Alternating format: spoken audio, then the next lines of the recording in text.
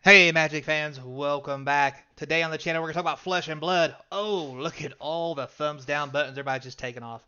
But no, seriously, Flesh and Blood's got a new set coming out called Dusk Till Dawn, and the rumor is it's out of print and it's not even released.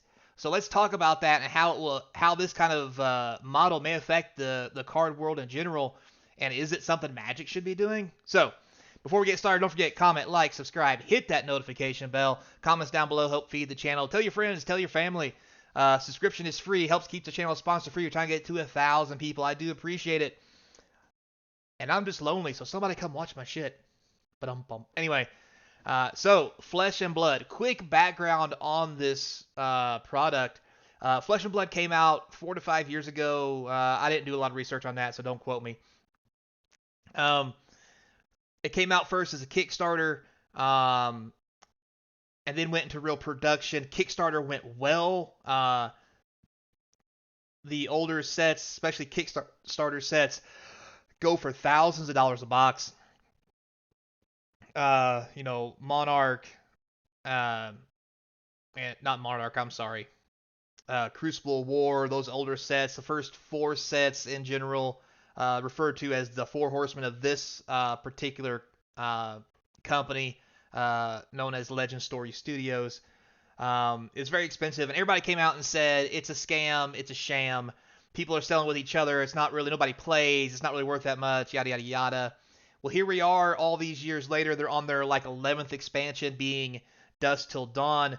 They've had some turmoil in the past. A lot of that have to do with how people sell their product. When with them being new, local LGSs, what have you, did some shady shenanigans. Not to mention any names like,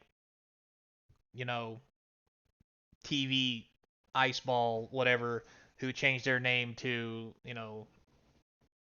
Cardboard Live because they screwed all their people over. Anyway, point being, it has stood the test of time. It's doing very well, and it's really making some waves in the TCG community, to the point where not only is it a major competitor with Magic now, having its own quote-unquote pro tour in its organized play, so forth and so on,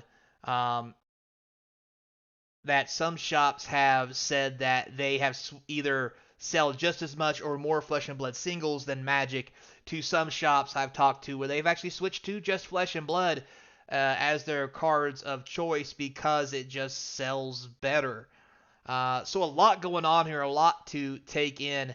And to begin with, they had something unique when they made their sets. They had it was a first edition, then unlimited. First edition had cold foils. Unlimited did not. Well, Unlimited did, but they weren't the cold foils from the previous set. They were just kind of foils. Anyway, point being, they went away from the first and second edition printings to a regular one-time printing, and stuff was just in there. They put things in there like Marvels, which are really cool. We'll get into that with the set.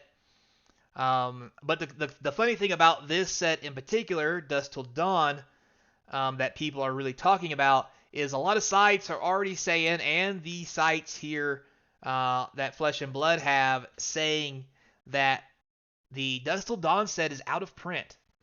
What does that mean? So, before we talk about what out of print means for Dusk Till Dawn, let's just get into that first for those guys who came here for the nitty gritty, and actually go into that. We'll look at the set, some of the cards later.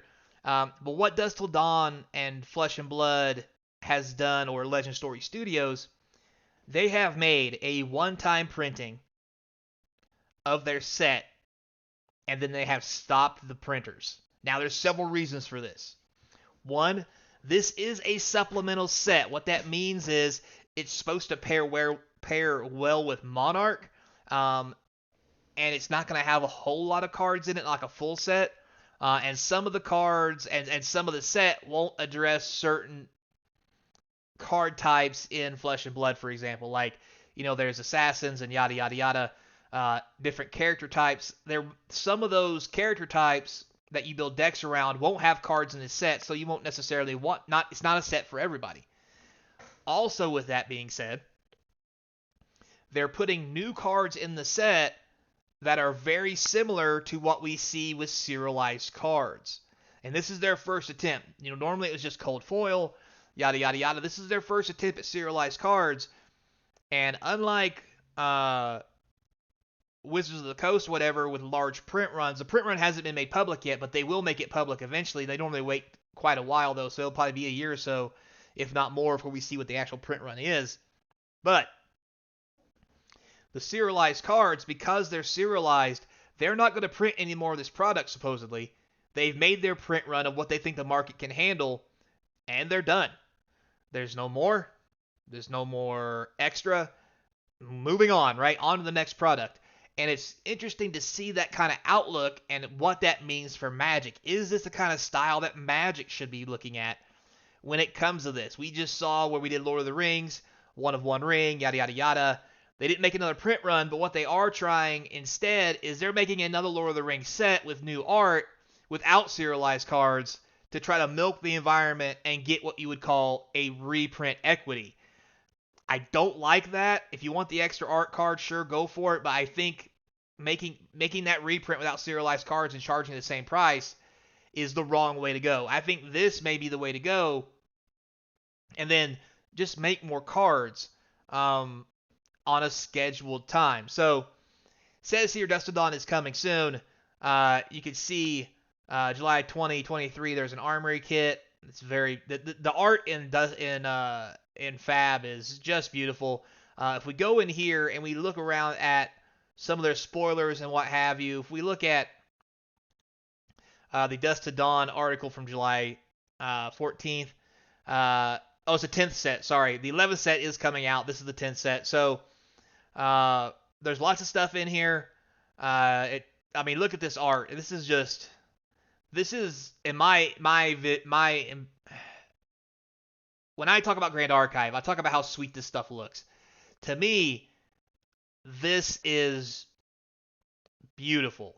And this is on scale with Grand Archive beautiful. Making me want to buy this stuff. And there's some videos and stuff in here you can look at.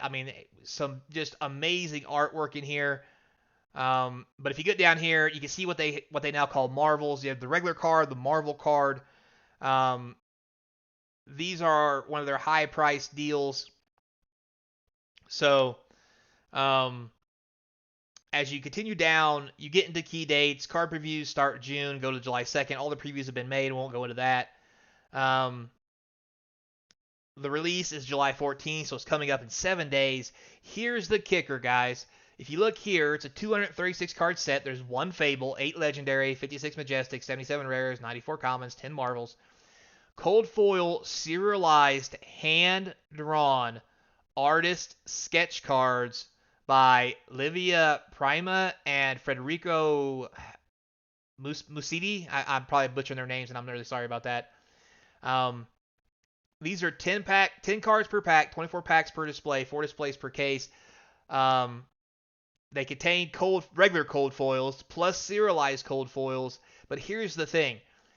Hand-drawn artist sketch cards. So these artist sketch cards, from what I'm understanding, are going to be like the art. It's not the artist sketched a card and then they printed it off a printer X number of times. Like 500 serialized rings from Magic the Gathering. The artist drew 10 cards and then they got cold foiled and serialized. So these are real hand-drawn artist cards. I think there's only like 20 of them. That's the rumor mill. May be wrong, but there are very few. They're already distributed in the packs. This is going to be insane. If you pull one, it's going to be absurd. Is this the real version of what we need for serialized cards? And the reason I say that is because, Magic came out with serialized cards, and they were great, don't get me wrong, but they were 1 of 500, 1 of 3, 1 of 7, and 1 of 900. With Lord of the Rings, for example, the cards are holding a couple $100 value, but to have real serialized cards like 1 of 10, we've seen the 1 of 1 ring selling. It's been offered at $2 million, $1 million offered, been turned down. Like, could these cards have that same value? And if they do, is this what Wizards should really be doing with serialized cards? I know everybody wants to collect serialized cards, yada yada yada. But is that right for the game? Should we just play the game for the game, and serialized cards are just that one in a lifetime bonus um, that we could get really lucky to get instead of a guarantee? People like the guarantee, some people don't. It's really interesting. Um, Flesh and Blood has been touted more of a non-collector game. This feels like them stretching into that collector market to try to get people back in to invest money in their product. So this is interesting, and I think the biggest thing for me is it was printed and it's done and it's not even released yet. That sounds good to me. Now, with that being said, don't get FOMO. Don't go out and buy this product. Spend butt tons of money because it won't be reprinted, yada, yada, yada. I'm not saying there won't be some form of reprint, and I'm sure they've printed plenty, but how nice would it be in Magic if we knew that once it was printed, it was just done, and then we didn't get any more extra printings?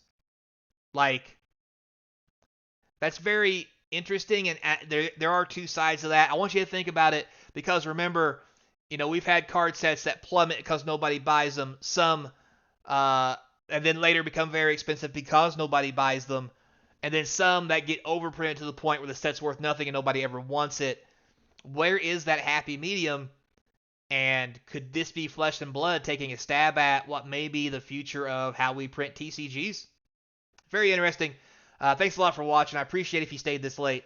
Don't forget, Gen Con's coming up. I'm probably going to start talking about it a whole lot because I'm excited to the point where I'm not saying I'm touching myself, but I'm probably touching myself. So, moving on. Till next time, be kind. Hope to see you across from the game table, maybe at Gen Con. Hoo-yah!